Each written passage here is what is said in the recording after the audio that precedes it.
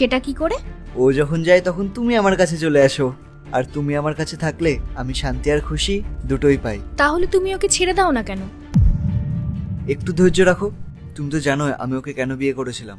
ওর বাবার অনেক সম্পত্তি আছে, আর পরবর্তীকালে সেগুলো তো আমারই হবে, তাই না? সত্যি? হ্যাঁ সত্যি।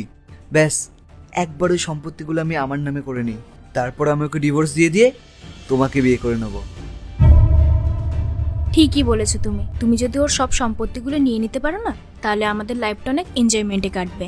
তখন তোমার আর কিছু করার প্রয়োজনই পড়বে না, রিল্যাক্সে জীবন কাটাবো। এই সব কিছু তো আমি শুধু তোমার জন্যই করছি। তুমি ঠিকই করেছো ওকে বিয়ে করে। আমি তো ভাবছিলাম তুমি বিয়ের পর আমাকে ভুলে না যাও। আমি তোমাকে কখনোই ভুলতে পারবো না। তাহলে ডিভোর্সটা কবে দেবে তুমি ওকে? তুমি আর একটু ধৈর্য ধরো, একবার সম্পত্তিগুলো আমার নামে লিখিয়ে নি, তারপর ওকে ঘাড় ধাক্কা দিয়ে বাড়ি থেকে বার করে দেবো। তারপর শুধু আমি আর তুমি। আচ্ছা, তা তুমি আমাকে কবে ঘাত ধাক্কা দিয়ে বার করছো? আর কবেই বা ওকেই বাড়িতে আনবে? তুমি অফিস যাওনি? অফিস? অফিসে কি আমি কি করব? তাহলে এখানে যে তোমার লাইভ টেলিকাস্ট চলছে সেটা কি দেখবে?